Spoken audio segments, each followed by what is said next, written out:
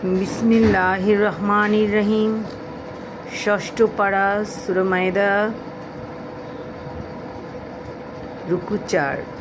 স্মরণ করো, মুসা তার সম্প্রদায়কে বলেছিল, হে আমার সম্প্রদায়, তোমরা আল্লাহর অনুগ্রহ স্মরণ করো যে তিনি তোমাদের মধ্যে থেকে নবী করেছেন ও তোমাদের রাজ্যাধিপতি করেছেন এবং বিশ্বজগতে কাউকে যা দেননি তা তোমাদের দিয়েছেন।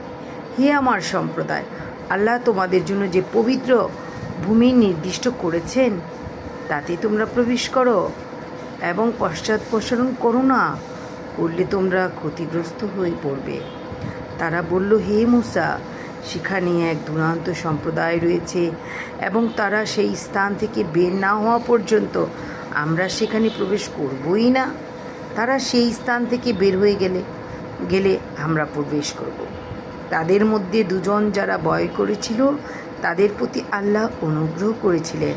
তারা বলল, তোমরা প্রবেশদ্বারে তাদের মোকাবিলা করো, প্রবেশ করলেই তোমরা জয়ী হবে, আর তোমরা বিশ্বাসী হয়ে আল্লাহর উপর নির্ভর করো।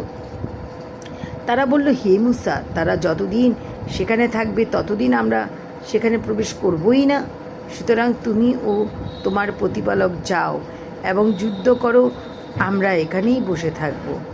সে বলল, হে আমার প্রতিপালক, আমার ও আমার ভ্রাতা ব্যতীত অন্য কারো উপর আমার আধিপত্য নেই।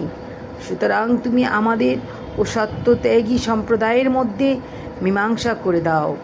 আল্লাহ বললেন, তবে এ 40 বছর তাদের জন্য নিষিদ্ধ রইল।